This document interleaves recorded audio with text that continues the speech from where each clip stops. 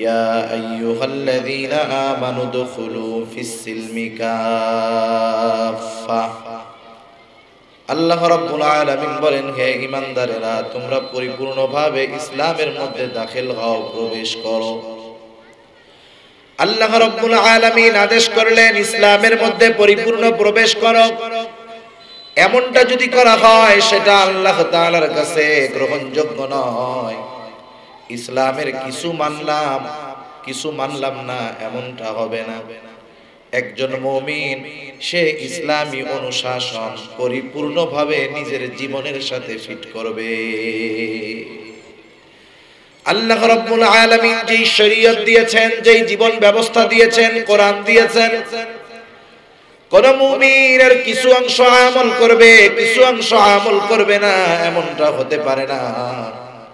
কারণ তৎকালীন সময়ে যারা আহলে কিতাব ছিল তাদের বদঅভ্যাস ছিল এইটা, তারা আল্লাহ প্রদত্ত ওহীর কিছু অংশ মানত, কিছু অংশ মানত না। আল্লাহ তাআলা সেই কথা কোরআনুল কারীমের মধ্যে বলেন, আফাতুমিনুনা বিবাদিল কিতাবি ওয়া তাকফুরুনা বিবাদ।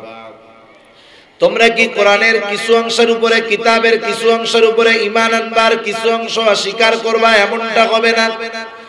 বরং একজন মুমিন তার গোটা জিন্দেগি পরিপূর্ণ ইসলামের মধ্যে প্রবেশ করাবে। তার ব্যক্তিগত জীবন, তার সামাজিক জীবন, রাজনৈতিক জীবন, কর্মক্ষেত্র, পরিবার, প্রত্যেকটা জায়গায় সে ইসলামের আলোকে আলোকিত করবে, ইসলামের সাজে সে সাজাবে। কিন্তু প্রশ্ন হলো, আল্লাহ সুবহানাহু ওয়া তাআলার পক্ষ থেকে এমন স্পষ্ট আদেশ আসার পর কেন মানুষ, কেন মুমিন পরিপূর্ণভাবে ইসলামের মধ্যে প্রবেশ করে না? আল্লাহ তাআলা যে আদেশ করলেন পরিপূর্ণভাবে ইসলামের মধ্যে দাখিল হও, বলেন তো এই কথা বুঝবার জন্য কোনো ব্যাখ্যার প্রয়োজন আছে নাকি? আছে? আল্লাহ তাআলার স্পষ্ট ঘোষণা, ও মুমিন তুমি পরিপূর্ণভাবে ইসলামের মধ্যে ঢুকে যাও। এত স্পষ্ট একটা আদেশ আসার পরেও কেন মানুষ পরিপূর্ণভাবে ইসলামের মধ্যে প্রবেশ করে না? কারণটা কি? কারণ হিসাবে পরবর্তীতে আল্লাহ তাআলা কেমন যেন বলতে চান, দুনিয়ার মুমিন পরিপূর্ণভাবে ইসলামের মধ্যে প্রবেশ করার অন্যতম, প্রবেশ না করার অন্যতম কারণ হলো দুনিয়ার মানুষগুলা শয়তানের ফাঁদে পা দিয়ে দেয়। এজন্য আল্লাহ রাব্বুল আলামিন এই আদেশ করার সাথে সাথে বলেন, ওয়ালা তাত্তাবিউ খুতুওয়াতিশ শাইতান। হে মুমিন সাবধান, তুমি শয়তানের পদাঙ্ক অনুসরণ করো না, শয়তানের অনুকরণ করো না রে গোলাম। কেন করবা না? শুনে নাও, ইন্নাহু লাকুম আদুউম মুবিন। কারণ শয়তান হলো তোমাদের স্পষ্ট দুশমন। লুকানো কোনো দুশমন এমন নয়, প্রকাশ্য দুশমন তোমাদের। তুমি যদি দুশমনের অনুসরণ করো, দুশমন তোমাকে পথভ্রষ্ট করে জাহান্নামের দিকে নিয়ে যাবে। শয়তান শুধু যে আজকে আমাদের দুশমন তা নয়, হযরত আদম আলাইহিস সালাম থেকে নিয়ে শুরু করে কিয়ামত পর্যন্ত যত বনি আদম দুনিয়াতে আসবে প্রত্যেকের প্রকাশ্য দুশমন হলো শয়তান। শয়তান কেন আমাদের দুশমন? কারণ শয়তান আমাদের বাবারও দুশমন ছিল, ঠিক না? যখন আল্লাহ রাব্বুল আলামিন হযরত আদম আলাইহিস সালামকে বানাইলেন, লম্বা ইতিহাস, লম্বা ঘটনা। সর্বশেষ আল্লাহ রাব্বুল আলামিন যখন সবাইকে সিজদার আদেশ করলো, ফেরেশতাদেরকে সিজদার আদেশ করা হলো, ইবলিসও সেই জায়গায় উপস্থিত। আল্লাহ তাআলা আদেশ করলেন, উসজুদু লি আদম, তোমরা আদমকে সিজদা করো। আল্লাহ তাআলা জানায় দেন সবাই সিজদা করলো, ফাসাজাদু ইল্লা ইবলিস, ইবলিস ছাড়া সবাই সিজদা করলো। আল্লাহ তাআলার আদেশ আদম আলাইহিস সালামকে সিজদা করলো, সেটা দুনিয়ার জগতের সিজদা না। এখন যে বাবাদের দরবারে যে সিজদা চলে, এই সিজদা দিলে ঈমান থাকবে না যাবে, সেটা তো আরেক জগতের বিষয়। ইবলিস সিজদা দিল না। আল্লাহ তাআলা বললেন, ক্বালা মা মানাআকা আন তাসজুদা লিমা আমারতুক, এই ইবলিস কোন জিনিসে আমার আদেশ মান্য করতে তোকে বাধা প্রদান করলো? আমি সিজদার আদেশ করলাম, সব ফেরেশতারা সিজদা করলো, তুমি কেন করলা না? কারণটা কি? এইবার সিজদা করলো না ইবলিস, আদেশ অমান্য করলো কার? জোরে বলেন কার? বলেন তো, আল্লাহ তাআলা যখন কোন আদেশ করে সেই আদেশের পেছনে যুক্তি খোঁজার সুযোগ আছে নাকি? এটা একটা আমার গোটা জিন্দেগীর আমাদের একটা মূলনীতি। মূলনীতিটা কি? যখন আল্লাহ এবং তার রাসূলের পক্ষ থেকে কোনো কিছুর আদেশ অথবা নিষেধ আসবে, আল্লাহ এবং তার রাসূলের পক্ষ থেকে কোনো কিছুর আদেশ অথবা নিষেধ আসবে, প্রকৃত মুমিন এই আদেশ নিষেধ মান্য করতে গিয়ে কোশ্চিনকালেও যুক্তি খুঁজবে না। কারণ যেখানে আল্লাহ সুবহানাহু ওয়া তাআলার আদেশ, সেখানে যুক্তির কোনো প্রশ্নই আসে না। আমার মূল বিশ্বাস হলো এটা যে আমি আল্লাহর গোলাম, আমার আল্লাহ আমাকে যেটা করতে বলবে করব, যেটা নিষেধ করছে সেটা থেকে বিরত থাকব। আমি যদি এই মূলনীতি গ্রহণ করি আমার গোটা জিন্দেগীর ক্ষেত্রে, দেখবেন আল্লাহ তাআলার আদেশ নিষেধ মান্য করে জীবন যাপন করা আমার জন্য সহজ হবে। আল্লাহ কবুল করুন। এবার শয়তান যুক্তি খাড়া করা দিল, যুক্তি দাঁড় করা দিল। সিজদা না করার কারণ আল্লাহ তাআলার সামনে পেশ করলো। আদেশ করেছে আল্লাহ, এখানে যুক্তির কোনো কারণ নাই। কিন্তু শয়তান বলে, আল্লাহ সিজদা না করার কারণ হলো খলাকতানি মিন নার ওয়া খলাকতাহু মিন তিন। সিজদা না করার কারণ হলো আল্লাহ খলাকতানি মিন নার, আপনি আমাকে সৃষ্টি করেছেন আগুন দিয়ে, আর আদমকে সৃষ্টি করেছেন মাটি দিয়ে। প্রত্যেকটা জিনিসের কিছু মৌলিক খাসলাত থাকে। যেমন আগুনের বিষয়টা হলো, আগুন যতই নিচে লাগুক না কেন উপরের দিকে যায়। এমনটা হয় না 10 তলায় আগুন লেগেছে ধোঁয়াগুলা নিচের দিকে আসে, এরকম হয়? আগুনের ফুলকি, আগুনের লেলিহান শিখা সব উপরের দিকে যায়। আর মাটির খাসলাত হলো, মাটি যত ভারী হোক না কেন আমি যদি উপরের দিকে নিক্ষেপ করি মাটি উপরের দিকে যায় না, নিচের দিকে আসে। আগুনের খাসলাত হলো ঊর্ধ্বমুখী হওয়া, মাটির খাসলাত হলো নিম্নগামী হওয়া। শয়তান বলতে চায়, আল্লাহ আমাকে সৃষ্টির মূল উৎস উপাদান হলো আগুন, আর আদমকে সৃষ্টির মূল উপাদান হলো মাটি। আগুনের গতি হলো উপরের দিকে, মাটির গতি হলো নিচের দিকে।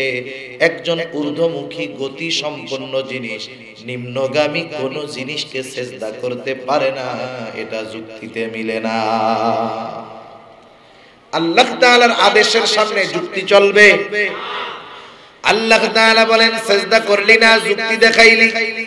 ক্বালা ফাখরুজ মিনহা ফাইন্নাকা রাজীম ওয়া ইন্না আলাইকা লা'নাতি ইলা ইয়াউমিদ্দিন। আল্লাহ রাব্বুল আলামিন বলেন, বের হয়ে যা মরদুদ শয়তান, তোর উপরে কিয়ামত পর্যন্ত আমি আল্লাহর পক্ষ থেকে লানত অভিশাপ। বলেন তো, শয়তানের কি আমলের কমতি ছিল নাকি? শয়তানের আমলের কোনো কমতি ছিল না, তাসবিহ তাহলিলের অভাব ছিল না, সিজদার অভাব ছিল না। আল্লাহ রাব্বুল আলামিন কত ইনসাফওয়ালা, কত মেহেরবান। শয়তান খুব ভালো মতো জানে আমার সব শেষ। এইবার আল্লাহ রাব্বুল আলামিনের কাছে বলল, আল্লাহ আমি যে এত বছর ইবাদত করলাম, তাহলে আমার ইবাদতগুলোর কি অবস্থা হবে? আমার ইবাদতের বিনিময়ে দিয়ে দেন। দুনিয়াতে মানুষ যে ভালো কাজ করে, মুমিন হোক আর কাফের হোক, কাফেররাও ভালো কাজ করে না, মাঝে মধ্যে অনেক ভালো কাজ করে, মুমিনও ভালো কাজ করে। তাহলে কাফেররাও যে ভালো কাজ করে, এর প্রতিদান কি হবে? বুজুর্গানে দিন বলেন, কাফেরদের সব ভালো কাজের প্রতিদান আল্লাহ দুনিয়াতেই দিয়ে দেয়। এজন্য দেখবেন কাফেরদের বড় বড় বাড়ি, বড় বড় গাড়ি, আধুনিক সমরাস্ত্র, আকাশচুম্বী বড় বড় প্রাসাদ। মুমিন এটা দেখে আমাদের হতাশ হওয়ার কোনো কারণ নাই। আল্লাহ তাআলা জানায় দেন, যদি মুমিনের ঈমান হারা হয়ে যাওয়ার আশঙ্কা না হতো, এই বড় বড় ইটের বিল্ডিং এটা নয়, বরং আল্লাহ তাআলা মুমিনের ঈমান হারা হওয়ার আশঙ্কা না হলে ওই কাফেরদের বাড়ির ছাদ এবং সিঁড়িগুলা আল্লাহ স্বর্ণ এবং রূপার বানায়া দিত। ইটের বিল্ডিং দেখাই তাই আমাদের কতজনের মনে কত আফসোস, আল্লাহ সব কাফের দিছে, আমাকে কি দিল? কিছুই দেয় নাই, সব ওই ইউরোপ আমেরিকা। আফসোস করে না মানুষ এমন? কিন্তু আল্লাহ তাআলা বলেন এইটুকু দেখে আফসোস করো, ইটের বিল্ডিং দেখে আফসোস করো, স্টিলের বিল্ডিং দেখে তুমি আফসোস করো, কিন্তু তোমাদের কারণেই তো আমি ওদের বাড়ির ছাদগুলা সিঁড়িগুলা স্বর্ণের উপর বানায় দেই নাই, কারণ ওইগুলা দেখলে ঈমান হারা হয়ে যাওয়ার আশঙ্কা রয়েছে। সেজন্য এই দুনিয়াতে তাদের ভালো কাজের প্রতিদান আল্লাহ দিয়ে দেন। আর মুমিন যখন কোনো ভালো কাজ করে, নেকের কাজ করে, তার প্রতিদান আল্লাহ শুধু দুনিয়াতে দেন না, অনেক সময় এমন হয় মুমিনের ওই ভালো কাজের কোনো প্রতিদান আল্লাহ দুনিয়ায় দেন না, ওই ভালো কাজের পূর্ণাঙ্গ প্রতিদান আল্লাহ কিয়ামতে দেওয়ার জন্য রেখে দেয়। ইবলিসও তো ভালো কাজ করছে, ইবাদত করছে, তার বিনিময়গুলো সে নিবে না? আল্লাহ তাআলার কাছে বলে, আল্লাহ আমি যে নেক আমলগুলো করলাম, আমার নেক আমলগুলোর কি হবে? এবার ইবলিস আল্লাহ রাব্বুল আলামিনের কাছে তিনটা জিনিস দাবি করলো তার ইবাদতের বিনিময়। এক নম্বরে বলে, আল্লাহ যে আদমের কারণে আজকে আমার উপরে আপনার লানত, জান্নাত থেকে বের হয়ে যাওয়া লাগলো, চির অভিশপ্ত হওয়া লাগলো, আয় আল্লাহ এই আদমের সাথে তো আমার একটা দুশমনি হয়ে গেল, তা আপনি একটু বলেন এই আদমের হায়াত কতদিন? আল্লাহ রাব্বুল আলামিন বলেন, আদম দুনিয়াতে অনেক দিন না থাকলেও কিয়ামত পর্যন্ত আদমের সন্তানেরা দুনিয়ায় থাকবে। এইবার ইবলিস আল্লাহর কাছে বলে, আল্লাহ তাহলে ওই দিন পর্যন্ত আপনি আমার হায়াত দিয়ে দেন। ইবলিস বলে, রব্বি ফাআনযিরনি ইলা ইয়াউমি ইউবআসুন, পুনরুত্থান দিবস পর্যন্ত আপনি আমাকে অবকাশ দেন, হায়াত দেন। কেন? আমাদের মানুষের খাসলাত হলো এরকম যে বাবার সাথে যদি দুশমনি থাকে, ওই বাবার ছেলেকে দেখলেও ভালো লাগে না, ঠিক না? এর প্রমাণ আমরা মাঝে মধ্যে পাই, মাঝে মধ্যে দেখি। দুশমনি হলো বাবার সাথে, 3-4 বছরের নাবালক মাসুম বাচ্চারে মেরে ফেলেছে। মারছে কেন? ওই বাচ্চার বাবার সাথে তার দুশমনি আছে। অপরাধ কি ছোট বাচ্চা করছে? তাহলে বোঝা গেল দুশমনি শুধু বাবার সাথে নয়, বাবার সন্তানদের সাথেও শয়তানের দুশমনি আছে না নাই? আমরা তো আদম আলাইহিস সালামের সন্তান, আমাদের সাথেও ইবলিসের দুশমনি। এই জন্য বলে, আল্লাহ আমাকেও একেবারে পুনরুত্থান দিবস পর্যন্ত আপনি হায়াত দিয়ে দেন। আল্লাহ রাব্বুল আলামিন ইবলিসের এই প্রথম দাবি আল্লাহ তাআলা মেনে নিলেন, বললেন যাও ঠিক আছে, তোমার দাবিটা মানা হলো। আল্লাহ রাব্বুল আলামিন বললেন, ইলা ইয়াউমিল ওয়াকতিল মা'লুম, নির্দিষ্ট একটা মেয়াদ পর্যন্ত তোমার হায়াত দিয়ে দেওয়া হলো। এইবার দ্বিতীয় দাবি হলো তার, বলে আল্লাহ দুনিয়াতে তো আমি মানুষের মধ্যে অপরাধ সংগঠিত করব, ভাইয়ে ভাইয়ে দ্বন্দ্ব লাগায় দিব, স্বামীর সাথে স্ত্রীর দ্বন্দ্ব লাগায় দিব, সামাজিক ভাবে অনাচার অশ্লীলতার প্রচার প্রসার ঘটায়া দিব। আল্লাহ এখন আমি যদি তাদের মধ্যে উপস্থিত থাকি আর আমাকে যদি তারা দেখতে পায়, তাহলে আমার জন্য বিপদের কারণ হয়ে যাবে। এজন্য আপনি আমাকে এমন ক্ষমতা দেন যাতে কোনো মানুষ আমাকে দেখতে না পায়। আল্লাহ রাব্বুল আলামিন শয়তানের এই দাবিও মেনে নিলেন। শয়তানকে কতটুকু পাওয়ার আল্লাহ তাআলা দিয়েছেন, আল্লাহর নবী বলেন, ইন্নাশ শাইতানা ইয়াজরি মাজরাদ দাম, শয়তান মানুষের রক্তের সাথে প্রবাহিত হতে পারে। এতটা পাওয়ার আল্লাহ তাআলা তাকে দিলেন, কতটা গোপন সে থাকতে পারে। শুধু তাই না, এইবার সে তৃতীয় দাবি করলো, আল্লাহ দুনিয়ার মধ্যে আমি তো বিশৃঙ্খলা সৃষ্টি করব, আমারও তো একটা দল থাকবে, আমারও তো একটা গ্রুপ থাকবে। আছে না শয়তানের দল? কোরআনুল কারীমের 28তম পারা সূরা মুজাদালার মধ্যে আল্লাহ জানায় দেন, দুনিয়ার দলাদলির হিসাব নয়, আল্লাহ রাব্বুল আলামিন জানায় দেন গোটা দুনিয়ার মধ্যে মূলত মানুষ দুইটা দলে বিভক্ত। কয়টা দল? দুইটা দলের একটা দল হলো শয়তানের দল, আর একটা দল হলো আল্লাহ তাআলার দল। আমরা কার দল? আমাদেরকে আল্লাহ তাআলা তার দলের সৈনিক হিসাবে কবুল করুন। এখন শয়তানের দলের লোক কারা? শয়তানের দলে যে শুধু জিন আছে তা না, মানুষ আছে না নাই? সূরা নাসের সর্বশেষ আয়াত, কোরআনুল কারীমের সর্বশেষ আয়াত, ওই আয়াতের মধ্যে, ওই সূরার মধ্যে আমরা আল্লাহ তাআলার কাছে অনেক কিছুর অনিষ্ট থেকে আশ্রয় চাই। সর্বশেষ বলি আল্লাহ মিনাল জিন্নাতি ওয়ান নাস, মানুষ এবং জিন শয়তানের অনিষ্ট থেকে আপনার কাছে আশ্রয় চাই। তার মানে বোঝা গেল শয়তান যদিও জিন, তার দলে শুধু জিন না, মানুষ রূপী কিছু শয়তান আছে না না, ওরাও শয়তানের দলের লোক।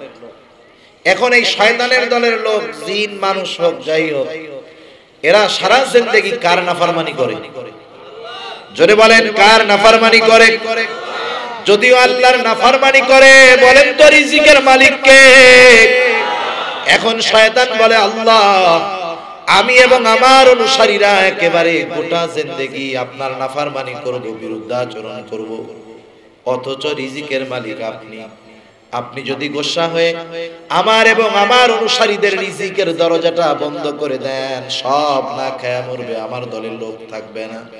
আয় আল্লাহ আপনি আমার এবং আমার অনুসারী যারা কিয়ামত পর্যন্ত তাদের রিজিকের গ্যারান্টি দিয়ে দেন। আল্লাহ তাআলা জানায় দিলেন যাও কিয়ামত পর্যন্ত তুই এবং তোর অনুসারী যারা তারা রিজিকের অভাবে কখনো পতিত হবে না। সম্পদের মালিক হইতে পারবে, খাইতে পারুক আর না পারুক, সম্পদের মালিক তারা হইতে পারবে। এরকম হারাম পন্থায় সম্পদের পাহাড় গড়ায়া এখন বুড়া বয়সে একটা রুটিও খাইতে পারে না। ডাক্তার বলে সম্পদ আছে, ঠিক আছে, আল্লাহ তো কইছে সম্পদের অভাব হবে না, কিন্তু খাইতে পারবি কি পারবি না সেটাই তো মূল বিষয়। সম্পদের পাহাড়, অঢেল সম্পদ, বয়স 50 বছর। 50 বছরে কি বা হইল? আগের মুরব্বীরা তো এখন 80 বছর যার বয়স, সে যে খাইতে পারে, এখন এর যুবক মানুষ ওই রকম খাইতে পারে না, ঠিক না? কয়েকদিন আগে এক জায়গায় মাহফিলে গেছি, এই মুরব্বী দাড়ি সব পাইকে গেছে, শীতের মধ্যে একবারে জামা কাপড় খুইলা এমন খাওন খাইতেছে, 3 জনের খাওন একা গায়ে গেছে। হুজুর আলহামদুলিল্লাহ পেটে কোনো ট্রাবল নাই, বুড়া মানুষ, শীতের মধ্যে আমরা কায়, কিন্তু উনি পারতেন। তাহলে ওর সম্পদের মালিক। কিন্তু আল্লাহ তাআলা এমন রোগ দিয়ে দিবে শয়তানের দলের লোক যারা, ডাক্তার তাকে প্রেসক্রিপশন করবে, শোনেন ওষুধ টষুধ কিছু লাগবে না, আপনি 3 বেলা খাওন খাবেন, খাবার খাবেন হলো যাও, যাও চিনেন নাকি? খাবেন আলা চাউলের যাও, কিন্তু সাবধান তার মধ্যে লবণ দিবেন না। আপনি যদি আলা চাউলের যাও রান্না করে ছাগলের সামনে দেন, কুকুরের সামনে দেন, ওটাও সে খাবে না। দেখবি যে লবণ নাই, আল্লাহ এটা কি খাওয়া যায় না, খাবেই না। অথচ দেখেন সম্পদ আছে কিন্তু আল্লাহ ভোগ করতে দেয় না, এমন বানায়া জাহান্নামে পৌঁছায়া দিব। এই মিশন কার? জোরে বলেন কার? সেজন্য আল্লাহ তাআলা বলে বান্দা, আমার একনিষ্ঠ বান্দা যদি হতে চাও, উদখুলু ফিস সিলমি কাফা, পরিপূর্ণভাবে ইসলামের মধ্যে দাখিল হয়ে যাও, আর শয়তানের অনুসরণ করো না। হেমেলিনের বাঁশিওয়ালার মতো বাঁশির সুর শুনেই পেছনে দৌড় দিও না। মনে রাখো ইন্নাহু লাকুম আদুউম মুবিন, শয়তান তোমাদের প্রকাশ্য দুশমন। আবার আল্লাহ রাব্বুল আলামিন বললেন, বান্দা তুমি কেন ইসলামের মধ্যে পরিপূর্ণভাবে প্রবেশ করবা? কারণ ইসলাম হলো এমন এক জীবন ব্যবস্থা। ইসলাম শুধু নামাজ রোজা হজ যাকাতের নাম নয়, ইসলাম হলো পূর্ণাঙ্গ একটা জীবন দর্শন, জীবন ব্যবস্থা, যার মধ্যে সব কিছু আছে। শুধু তাই না, আল্লাহ রাব্বুল আলামিন কোরআনুল কারীমের মধ্যে ইসলাম যে পূর্ণাঙ্গ এক জীবন ব্যবস্থা এর ঘোষণাও আল্লাহ দিয়ে দিয়েছে। একদিন একজন ইহুদি হযরত ওমর রাদিয়াল্লাহু তাআলা আনহুর কাছে আসছে। আসার পরে বলতেছে, খলিফাতুল মুসলিমিন ওমর, আপনারা যে কোরআন তিলাওয়াত করেন, এই কোরআনের মধ্যে এমন একটা আয়াত রয়েছে, ওই আয়াতটা আল্লাহ তাআলা কোরআনুল কারীমে নাজিল করেছে। ওই রকম একটা আয়াত যদি আমাদের কিতাবে নাজিল হতো, আমাদের তাওরাতে নাজিল হতো, মুসা আলাইহিস সালামের উপরে নাজিল হতো, ওই দিনটাকে আমরা ঈদের দিন বানায়া ফেলতাম। হযরত ওমর রাদিয়াল্লাহু তাআলা আনহু বলতেছে, কোন সে আয়াত যেই আয়াত যদি তোমাদের তাওরাতে নাজিল হতো, মুসা আলাইহিস সালামের উপরে নাজিল হতো, তোমরা ঈদের দিন বানায়া ফেলতে, সেটা কোন আয়াত? এবার ইহুদি বলে, সেই আয়াত আপনারা তিলাওয়াত করেন, সেটা হলো বিদায় হজের দিন আল্লাহ রাব্বুল আলামিন আয়াত নাযিল করলেন, আল ইয়াউমা আকমালতু লাকুম দীনাকুম ওয়া আতমামতু আলাইকুম নি'মাতি ওয়া রাদিতু লাকুমুল ইসলাম দীনা। আল্লাহ রাব্বুল আলামিন বলেন, আল ইয়াউমা আকমালতু লাকুম দীনাকুম, আজকে আমি তোমাদের জন্য তোমাদের দ্বীনকে পরিপূর্ণ করে দিলাম। শুধু দ্বীনকে পরিপূর্ণ করে দিলাম তা নয়, আল্লাহ তাআলা বলেন, ওয়া আতমামতু আলাইকুম নি'মাতি, এবং আমার নিয়ামত সমূহ তোমাদের জন্য পরিপূর্ণ করে দিলাম। ওয়া রাদিতু লাকুমুল ইসলাম দীনা, এবং ইসলামকে তোমাদের জন্য দ্বীন হিসাবে মনোনীত করলাম। একটু খেয়াল, প্রথম কথা আল্লাহ কি বললেন? আল ইয়াউমা আকমালতু লাকুম দীনাকুম, আমি তোমাদের জন্য তোমাদের জীবন ব্যবস্থাকে পরিপূর্ণ করে দিলাম, ঠিক না? এর সাথে সাথে আল্লাহ কি বলছেন? ওয়া আতমামতু আলাইকুম নি'মাতি, এবং আমি আমার নিয়ামত সমূহ তোমাদের জন্য পরিপূর্ণ করে দিলাম। তার মানে দ্বীনও পরিপূর্ণ, নিয়ামতও পরিপূর্ণ। এর দ্বারা কি বুঝে আসে? মুফাসসিরিনে কেরাম বলেন, এর দ্বারা বুঝে আসে যেই লোকটা পরিপূর্ণ দ্বীনের মধ্যে আসবে, পরিপূর্ণ ইসলামের মধ্যে দাখিল হবে, পরিপূর্ণ দ্বীনের মধ্যে প্রবেশ করবে, আল্লাহ রব্বুল আলামিন তার গোটা জিন্দেগিকে নিয়ামতে পরিণত করে দিবে। আর যে ইসলাম নামক এই জীবন দর্শন, এই দ্বীন, এই জীবন ব্যবস্থা পরিপূর্ণভাবে মেনে চলবে, এই মানুষগুলাই হবে প্রকৃত মানুষ। আমরা তো মনে করি দুনিয়াতে যার সম্পদ, টাকা পয়সা আছে, তার মনে হয় কত কিছুই না আছে, কিন্তু একটা মানুষ যদি পরিপূর্ণ দ্বীনের মধ্যে আসে, তার কত দাম। মানুষ শুধুমাত্র হাত পা চোখ কান নাক সৌন্দর্য সম্পদের কারণে মানুষ বলে বিবেচিত হয় না। অনেক সময় কিছু মানুষের ব্যাপারে তো আমরা শব্দ এমনও ব্যবহার করি, লোকটা মানুষের মতো দেখা গেলেও এটা জানোয়ারের চাইতেও খারাপ, বলি না এরকম? কেন বলি? তার কিছু দোষ ত্রুটি বদঅভ্যাস এগুলার কারণে, ঠিক কিনা বলেন? একথা আল্লাহ রাব্বুল আলামিনও জানায় দিয়েছেন। কিছু মানুষ তারা চতুষ্পদ জানোয়ারের মতো, এরপরে বলেন না না তাও না, বালহুম আদাল, চতুষ্পদ জানোয়ারের চাইতেও খারাপ। এই ধরনের শব্দ কিন্তু আমরা ব্যবহার করি যে ওইটা জানোয়ারের চাইতেও খারাপ। এগুলো, এই কাজগুলো কি মানুষ করতে পারে? এরকম আমরা বলি না অনেক সময়। তাহলে প্রকৃত পক্ষে মানুষকে, একটা মানুষ প্রকৃত মানুষকে, এটা তার সৌন্দর্য, ক্ষমতা, বড় বড় ডিগ্রির মাধ্যমে নির্ধারিত হয় না। একটা মানুষ যদি ইসলামের গুণগুলা পরিপূর্ণভাবে অর্জন করতে পারে, ইসলামের মধ্যে পরিপূর্ণ প্রবেশ করতে পারে, ওই লোকটা কালো হোক, ধলা হোক, গরিব হোক, সুস্থ হোক, অসুস্থ হোক, আমরা তার ব্যাপারে বলি লোকটা আসলেই একজন ভালো মানুষ। সেজন্য মনুষ্যত্বের বিচার বিশ্লেষণ করা হয় কিছু গুণের ভিত্তিতে। একটা মানুষ প্রকৃতপক্ষে ভালো মানুষ কিনা এটা কিছু গুণের উপরে ভিত্তি করে বলা হয়। অনেক গুণাবলী আছে, সব গুণাবলী বলার মতো সময় সুযোগ নাই।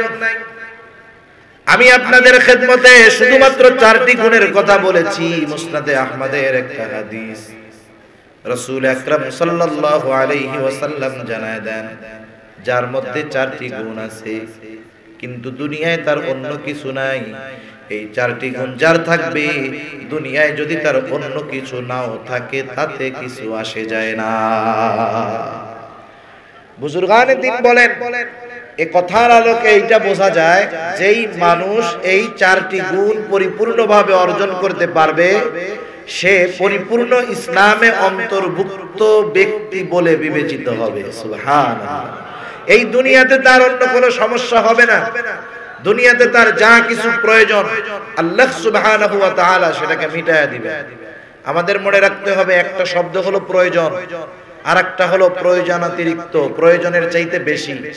আমাদের দুনিয়ার জিন্দেগিতে আমরা যদি প্রয়োজন যতটুকু, যখন যতটুকু প্রয়োজন অতটুকু যদি আমরা পেয়ে যাই আর তার উপরে যদি আমরা সন্তুষ্ট থাকতে পারি, তাহলে আমাদের দুনিয়ার জিন্দেগিটা খুব আরামের হবে, সুখ এবং স্বাচ্ছন্দ্যের হবে। কিন্তু আমি যদি প্রয়োজনের অতিরিক্ত এই বিষয়টা নিয়ে বেশি চিন্তিত হই, তাহলে দেখা যাবে ওই সম্পদের চিন্তায়, সম্মানের চিন্তায় আমার ঘুম হারাম হবে, আমার শান্তি বিনষ্ট হবে। ঠিক কিনা বল?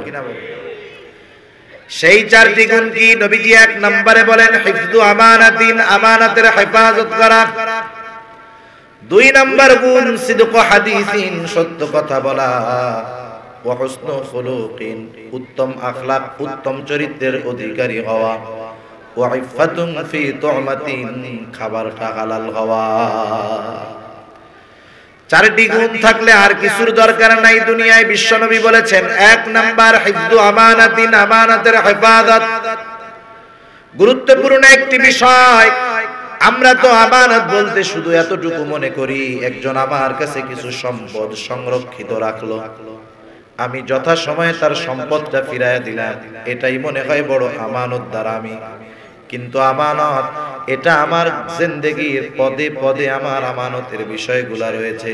শুধুমাত্র লেনদেন আদান প্রদানের সাথেই আমানতের সম্পর্ক নয়। যেই কয়টা আমার জেনে আসে আমি ওই কয়টা বলবো, কোন কোন জায়গায় আমাদের আমানত আছে। আমানত এমন এক জিনিস, নবীজি বলেন লা ঈমানা লিমান লা আমানাতা লাহু, যার আমানতদারিতা নাই তার ঈমান নাই। কত গুরুত্বপূর্ণ একটি বিষয়। আমানতদারিতাকে রাসূলুল্লাহ সাল্লাল্লাহু আলাইহি ওয়াসাল্লাম ঈমানের সাথে সম্পৃক্ত করে দিয়েছেন। আবার কত গুরুত্বপূর্ণ একটি বিষয়, যেই মানুষগুলোর মধ্যে আমানতদারিতা নাই নবীজি জানায় দেন তার মধ্যে কিন্তু মুনাফিকের ত্রুটি ঢুকে যায়। হাদিসের মধ্যে আসছে, এক হাদিসের মধ্যে আসছে মুনাফিকের আলামত হলো তিনটা, আর এক হাদিসের মধ্যে আসছে চারটা। এই মুনাফিকদের আলামতগুলোর মধ্যে অন্যতম একটি আলামত হলো ইদা তুমিনা খানা, আমানতের খেয়ানত করে। আমানতের কি করে? খেয়ানত। এখন আসেন আমানত কিসের কিসের মধ্যে হয়? এক নাম্বার আমানত কথার মধ্যে হয়। আমানত কথা আবার আমানত হয় কেমনে? রাসূল আকরাম সাল্লাল্লাহু আলাইহি ওয়াসাল্লাম বলেন ইযা হাদাসার রাজুলু সুম্মা ইলতাফাতা ফাহিয়া আমানাতুন। নবীজি বলেন তোমার কাছে একজন লোক কিছু কথা বলতেছে, কিন্তু কথাটা বলার আগে ডানে বামে তাকাইলো, তাকায় দেখলো আশেপাশে কেউ আছে কিনা। এই ডানে বামে তাকায়া, এদিক ওদিকে তাকায়া যখন তোমার কাছে কথাটা বললো, এই ডানে বামে তাকানোর পরে কথাটা বলছে, এই কারণে তার কথাটা সাধারণ কোনো কথা নাই, এই কথাটা তোমার কাছে আমানত হয়ে গেছে। ডানে বামে তাকায় কখন? সিক্রেট কথা শুধু উনি ছাড়া আর কারো কাছে বলা যাবে না। কিন্তু আমরা কি করি? আমরা যদি কারো গোপন কথা এরকম জানতে পারি, ও যদি আমার কাছে আমানত রাখে, আমি এটারে নেয়ামত মনে করি। নেয়ামত কেন মনে করি? ওরে যদি কোনো সময় ফাঁসানো লাগে, এই গোপন কথাটা আমার অস্ত্র হিসাবে কাজে লাগবে। এই কাজ করি কি করি না? এই কাজ আমরা করি। আবার কি করি জানেন? একজন যদি আমারে বলে যে হুজুর এই কথাটা আপনারে বললাম, কেউরে বইলেন না, এই যে ওই লোকটা আমারে বললো না যে কাউরে বইলেন না, ও ওর বড় সর্বনাশটা করলো এই কথা বইলা। এই কথা যখন বলবে, যার কাছেই বলুক, শয়তান এবার ওরে দিবে, তুই এই কথাটা আরেকজনের কাছে বল। তারপরে যায় কি করে? আরেকজনের কাছে যায় বলে, দেখ ও আমারে না এই কথাগুলো বলছে, আমারে কিন্তু কাউকে বলতে মানা করছে, দেখ আমি তোর কাছে বললাম, তুই কিন্তু কারো কাছে কইস না। বলেন তো এই কথা আর আটকা থাকবে? সবার কানে কানে একই কথা পৌঁছাবে, আমার কাছে ওই কইছে, খবরদার তুই কারো কাছে কইস না। তাহলে দেখেন প্রথম ব্যক্তি একটা ব্যক্তির দোষ ত্রুটি হতে পারে, এইটা প্রকাশ করে দেওয়ার মাধ্যমে, গোপন কথা বলে দেওয়ার মাধ্যমে, তার এই আমানতের খেয়ানতের মাধ্যমে একটা লোক সমাজের মধ্যে হেয় প্রতিপন্ন হতে পারে। ঠিক কিনা বলেন? সেজন্য আমরা যদি কেউ আমাদের কাছে ডানে বামে তাকায়া বলে, অথবা যদি বলে ভাই কথাটা আপনার কাছে আমানত, খবরদার আমি যদি কারো কাছে বলি, কথাটা যদি আমার স্ত্রীর কাছেও বলি, তাহলে এই কথার খেয়ানত হয়ে যাবে। তাহলে আমানত আছে কথাবার্তার মধ্যে, ঠিক না? আমানত আছে দায়িত্বের মধ্যে, আছে আমানত। মনে করেন আপনি একজন লোকের কাছ থেকে একটা দায়িত্ব প্রাপ্ত হলেন, অবশ্যই দায়িত্ব নেওয়ার আগে কিছু কন্ডিশন আছে। কথা হলো যে আমি দৈনিক 8 ঘন্টা ডিউটি করব, বিনিময়ে সপ্তাহে 5 দিন ডিউটি করব 8 ঘন্টা করে, বিনিময়ে মাস শেষে আমাকে 10,000 টাকা দিতে হবে। এই যে দুইজনের মধ্যে যেই চুক্তি হলো, আপনি দৈনিক 8 ঘন্টা সপ্তাহে 5 দিন এই কাজের দায়িত্ব গ্রহণ করলেন, আপনি যদি বিনা কারণে এই কাজের ব্যাপারে অবহেলা করেন, নিঃসন্দেহে এই দায়িত্ব নামক আমানতের খেয়ানত করা হবে। আবার যে ব্যক্তি আপনি দায়িত্ব পালন করার পরে আপনার পরিপূর্ণ মজুরি দেয় না, সেও শুধু আপনার হক নষ্টকারী বলে বিবেচিত হবে না, সেও আমানতের খেয়ানতকারী হবে। আবার দেখেন অফিসিয়াল যে জিনিসপত্রগুলা, অফিসের আসবাব, রাষ্ট্রের আসবাব, এগুলা কিন্তু আমানত। কারণ অফিসে যখন আমরা কাজ করি, চাকরি করি, অফিসের মোবাইল ফোন থাকে, অফিসের খাতা কলম থাকে, প্যাড থাকে, অফিস কর্তৃপক্ষ ওগুলা যদি আমার ব্যক্তিগত কাজে ব্যবহার করার অনুমতি না দেয়, আর ওইগুলা যদি আমি আমার ব্যক্তিগত কাজে ব্যবহার করি, নিঃসন্দেহে অফিসের আসবাব ব্যবহার করাটা হয়ে যাবে আমানতের খেয়ানত। রাষ্ট্রের সম্পদ আমানত। রাষ্ট্রের দায়িত্বশীল যারা আছেন তাদের কাছে রাষ্ট্রের সম্পদগুলা কি? আমানত। কেউ যদি ব্যক্তিগত কাজে এই সম্পদ ব্যবহার করে, আমানতের খেয়ানত হয়ে যাবে। খলিফাতুল মুসলিমিন হযরত ওমর রাদিয়াল্লাহু তাআলা আনহু একদিন রাতের বেলায় তিনি কাজ করতেছেন, লেখালেখির কাজ করতেছেন, একজন লোক তার কাছে আসলো। দীর্ঘ সময় বসে থাকার পর হযরত ওমর রাদিয়াল্লাহু তাআলা আনহু তার আসার কারণটা জিজ্ঞাসা করলেন। তিনি জিজ্ঞাসা করলেন, তুমি কি বলতে চাও? বলে, খলিফাতুল মুসলিমিন, আপনার সাথে আমার কিছু কথা আছে। হযরত ওমর রাদিয়াল্লাহু তাআলা আনহু জিজ্ঞাসা করলেন, কথাটা কি ব্যক্তিগত নাকি রাষ্ট্রীয়? লোকটা যখন বলল ব্যক্তিগত, সাথে সাথে তিনি বাতিটা নিভায়া দিলেন, অন্ধকার হয়ে গেল। বলেন তো, কোনো কিছু না বইলা যখন বাতি নিভায়া দিল, আমার তো মনে হয় লোকটা ভয় পেয়ে গেছে, না জানি কোনো বিপদ নাকি, কি জানি কি হয়, পিটানি লাগায় নাকি। ঠিক আছে, লোকটা কারণ জিজ্ঞাসা করলো, খলিফাতুল মুসলিমিন, কেন আপনি বাতিটা নিভায়া দিলেন? হযরত ওমর রাদিয়াল্লাহু তাআলা আনহু বলেন, শোনো, আমি এতক্ষণ যাবত রাষ্ট্রের কাজ করতেছিলাম, রাষ্ট্রের তেল দিয়ে বাতি জ্বালায়া, কিন্তু তোমার সাথে আমার যেই কথোপকথন হবে, এটা রাষ্ট্রীয় কোনো বিষয় নয়, ব্যক্তিগত বিষয়ে। আমি ওমর ব্যক্তিগত বিষয়ে রাষ্ট্রের সম্পদ ব্যবহার করব, কিয়ামতের দিন যদি আল্লাহ তাআলা জিজ্ঞাসা করে, আমি কি জবাব দিব? চিন্তা করছেন, একজন রাষ্ট্রপ্রধান, সারা পৃথিবীর অর্ধ জাহানের শাসক, আমানতদারিতার ব্যাপারে কতটা সতর্ক। রাসূল আকরাম সাল্লাল্লাহু আলাইহি ওয়াসাল্লামের পরে সর্বপ্রথম মুসলমানদের খলিফা হযরত আবু বকর সিদ্দিক রাদিয়াল্লাহু তাআলা আনহু, মূলত উনি পেশায় একজন ব্যবসায়ী ছিলেন। তিনি জাহালাতের সময়, জাহেলিয়াতের সময়ও মদ, নারী সহ এই ধরনের অশ্লীল অশালীন কোনো কাজের সাথে তিনি জড়িত ছিলেন না। ওই সময় তিনি একজন শরীফ মানুষ, আমানতদার মানুষ ছিলেন। উনি যখন রাসূল আকরাম সাল্লাল্লাহু আলাইহি ওয়াসাল্লামের পরে ওনার কাঁধে যখন খেলাফতের দায়িত্বটা চাপায়া দেওয়া হলো, কত বড় গুরু দায়িত্ব। তিনি তো ব্যবসা করে পরিবারের খরচ উপার্জন করেন, এখন যদি সারাদিন রাষ্ট্রের কাজে ব্যস্ত থাকেন, তাহলে তিনি কোন সময় পরিবারের জন্য খাবারের যোগান করবেন, ব্যবস্থা করবেন? পরামর্শ হলো খলিফার জন্য কিছু ভাতা নির্ধারণ করা হলো। নামমাত্র ভাতা, মোটামুটি সংসার চলে এইভাবে চলতেছে। একদিন খলিফাতুল মুসলিমিন আবু বকর সিদ্দিক রাদিয়াল্লাহু তাআলা আনহুর স্ত্রী, আগে তো সম্পদের কোনো অভাব ছিল না, যখন যা মন চাইছে রান্না করে খাইছে। কিন্তু খলিফা হওয়ার পর এখন সম্পদ অনেক তার হাতে, কিন্তু এই সম্পদ ব্যবহার করার মতো অবস্থা তার কাছে নাই। ওনার স্ত্রীর মনে চাইছে একটু মিষ্টান্ন খাবেন, মিষ্টান্ন, কিন্তু প্রতিদিন সংসারের খরচের জন্য যেই বাজেট, তা দিয়ে একদিনে এক মিষ্টি রান্না করাটা কষ্টকর ব্যাপার। তিনি কি করলেন? প্রতিদিনের খরচ থেকে একেবারে অল্প অল্প কিছু আলাদা করা শুরু করলেন। বেশ কিছুদিন পর আবু বকর সিদ্দিক রাদিয়াল্লাহু তাআলা আনহু খানা খাইতে আসছেন। স্ত্রী এবার মিষ্টান্ন আইনা সামনে দিল। আবু বকর সিদ্দিক রাদিয়াল্লাহু তাআলা আনহু জিজ্ঞাসা করতেছে, এটা তুমি কোথায় পেলা? কারণ দৈনিক সংসারের জন্য যেই খরচ, এ দিয়ে তো মিষ্টান্ন রান্না করার সুযোগ থাকার কথা নয়। এবার স্ত্রী বলল, শোনেন, বহুদিন যাবত আমার একটু মিষ্টান্ন খাইতে মন চায়, এই জন্য প্রতিদিনের খরচ থেকে একেবারে অল্প অল্প করে আলাদা করে একত্রিত করে আজকে কিছু মিষ্টি রান্না করেছি।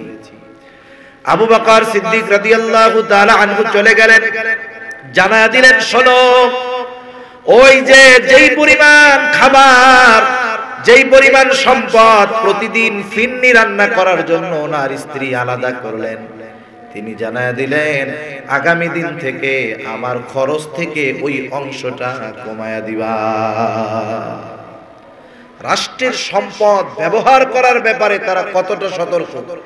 একটা সময় তাদেরকে রাষ্ট্রের গুরুত্বপূর্ণ যে কোনো জায়গার গুরুত্বপূর্ণ দায়িত্ব দেওয়ার জন্য জোর করা হইতো, তারা ভয়ে দায়িত্ব না নিয়ে পালায়ে চলে যেত।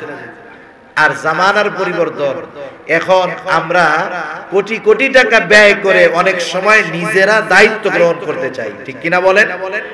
চিন্তা করছেন এখনের মানুষ অনেক ভালো না? আরো আগের ওনারা দায়িত্ব নিতে চাইতো না, এখনের মানুষ টাকা ব্যয় করে বলে আমি দায়িত্ব নেব, আমার কাছে আসে। ভালো বিষয় না? কিয়ামতের আলামত। সেজন্য অফিস এবং রাষ্ট্রের আসবাব সম্পদ ব্যবহারের ক্ষেত্রে সতর্ক থাকতে হবে, কারণ ওগুলা যদি ব্যবহারের অনুমতি না থাকে, এটা আমার কাছে আমানত। শুধু তাই না, কেউ যদি তার দায়িত্ব যথাসময়ে পালন না করে আর এর পারিশ্রমিক গ্রহণ করে, তাহলে কিন্তু আমানতের খেয়ানত হবে। আমাদের আকাবির যারা ছিলেন, আমাদের মুরব্বী যারা, তারা কেমন ছিল? মাহমুদুল হাসান দেওবন্দি রহমাতুল্লাহি আলাইহি শাইখুল হিন্দ, উনি যখন বার্ধক্যে পৌঁছায় গেলেন, বয়সটা অনেক হয়ে গেছে, সংসারের লোকের সংখ্যা বেড়ে গেছে, খরচটা বেড়ে গেছে। দারুল উলুমের কর্তৃপক্ষ আলোচনা করলো ওনার অনুপস্থিতিতে যে শাইখুল হিন্দ বয়স অনেক হয়ে গেছে, পরিবারের লোক সংখ্যা বেড়ে গেছে, ওনার বেতন ছিল 10 টাকা, এখনো 10 টাকা, সংসার চালানো তার জন্য কষ্টকর হয়ে যাবে। ওনার অনুপস্থিতিতে তারা সবাই মিটিং করে বলল, শাইখুল হিন্দের বেতন আরো 5 টাকা বাড়ায় দেওয়া হোক। তৎকালীন সময়ের 5 টাকা। এবার মাস শেষে যখন শাইখুল হিন্দের হাতে তার ওজিফা গেল, প্রতি মাসে যায় 10 টাকা, এই মাসে গেছে 15 টাকা। উনি চিন্তা করেছেন, ভুলে মনে হয় 5 টাকা বেশি আসছে। অফিসে ফেরত দিতে গেলেন, জানানো হলো শাইখুল হিন্দ সবার পরামর্শক্রমে আপনার ওজিফা আরো 5 টাকা বাড়ায়া দেওয়া হয়েছে। আমাদেরকে না জানাইয়া, আবেদন না কইরা যদি বেতন বাড়ে, স্বাভাবিক আমরা খুশি হব, তাই না? উনি কি বলতেছেন শোনেন। উনি বলতেছে, শোনো, একটা সময় আমার দৈহিক শক্তি ছিল, অনেক সামর্থ্য ছিল, আমি আমার সব দায়িত্বের হক পালন করতে পারতাম, 10 টাকা বেতন নিতাম। কিন্তু কালের পরিবর্তনে আমি এখন দুর্বল হয়ে গেছি, আমার সামর্থ্য কমে গেছে, বরং আমার বেতন বাড়ানো নয়, বরং উচিত ছিল আমার 10 টাকা থেকে আরো 5 টাকা কমানো। একজন জবাব দিয়ে দেন। তাহলে উচিত ছিল যে আমার বেতন 10 টাকা, এখান থেকে আরো 5 টাকা কমাও, অথচ তোমরা 5 টাকা বাড়াইছো। এখন বলেন অফিস কর্তৃপক্ষ কি করবে? ওই 10 টাকাই বেতন। শুধু তাই না, আমাদের আরেক মুরব্বী ছিলেন মাজহার নানুতুবি রহমাতুল্লাহি আলাইহি। উনি ওনার ক্লাসের মধ্যে যেই সময় ওনার জন্য বরাদ্দ ছিল সেই সময় উনি বাহিরের কোনো কাজে ব্যয় করতেন না। ওনার কাছে একদিন একটা লোক আসছে ক্লাসের সময়, খুব গুরুত্বপূর্ণ একটা বিষয় নিয়ে। উনি যখন ওনার সাথে কথা বলা শুরু করেছেন, ওই সময় তিনি সময়ের হিসাব রাখা শুরু করলেন যে আমি আমার 40 মিনিট ক্লাস থেকে 10টা মিনিট এই বাহিরের লোকের সাথে কথা বলেছি। মাস শেষে যখন ওনার হাতে ওজিফা দেওয়া হলো, উনি সময়ের হিসাব করে ওই 10 মিনিটের বেতনটা ফিরায় দিলেন। বললেন কি জন্য হযরত? তিনি বললেন শোনো, এই মাসে যতটা সময় আমার তাদের ব্যাপারে হক ছিল, মাদ্রাসার হক ছিল, তার থেকে 10টা মিনিট আমি আমার ব্যক্তিগত কাজে ব্যবহার করেছি, তাই এই 10 মিনিটের ওজিফা প্রতিষ্ঠানকে ফেরত দিয়ে দিলাম। কেমন আমানতদারিতা! এটা 1000 বছর আগের কথা না, 100 বছরও হয় নাই। এই মানুষগুলা তাদের জিন্দেগিতে আমানতদারিতার ব্যাপারে কতটা সতর্ক থাকে, আমরা কি করতেছি? তাহলে দায়িত্বের ক্ষেত্রে আমানত আছে না নাই? আল্লাহ তাআলা আমাকে আপনাকে সম্পদ দিয়েছে, সন্তান দিয়েছে, এগুলাও আমার আপনার কাছে আমানত। সেজন্য সম্পদ যেখানে খুশি যেভাবে খুশি ব্যবহার করা যাবে না। কারণ কোরআনুল কারীমের মধ্যে আল্লাহ রাব্বুল আলামিন বলেন ইন্নাল্লাহ ফাশতারা মিনাল মুমিনিনা আনফুসাহুম ওয়া আমওয়ালাহুম বিআন্না লাহুমুল জান্নাহ। আল্লাহ রাব্বুল আলামিন বলেন নিশ্চয়ই আমি মুমিনের জান এবং মালকে কিনে নিয়েছি জান্নাতের বিনিময়ে। ইশতারা শব্দটা আল্লাহ ব্যবহার করেছে। ইশতারা শব্দটা অতীতকালীন একটা শব্দ, তার মানে এমন নয় মুমিনের জান মালের বিনিময়ে আল্লাহর সাথে জান্নাতের কেনা বেচা হবে, এমন নয়। বরং আল্লাহ তাআলা বললেন মুমিনের জান এবং মালের বিনিময়ে আল্লাহ রাব্বুল আলামিন জান্নাতের বিনিময়ে মুমিনের জান এবং মালকে আল্লাহ কিনে নিয়েছে। তার মানে কেনা বেচা হয়ে গেছে।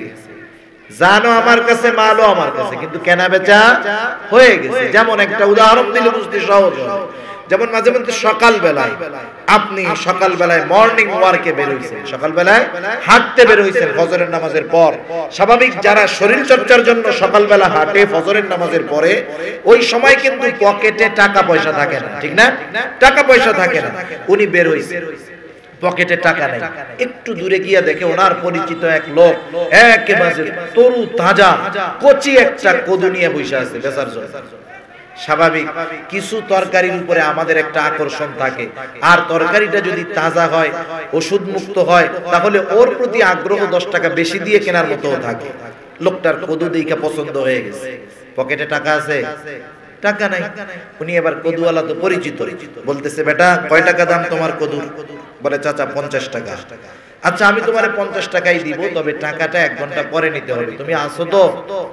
লোকটা বললো হ্যাঁ চাচা ঠিক আছে, তাইলে আমি কদু এই যে রাইখা দিলাম এটা আপনার জন্য, আপনি 1 ঘন্টার মধ্যে টাকা দিলে হবে, অসুবিধা নেই।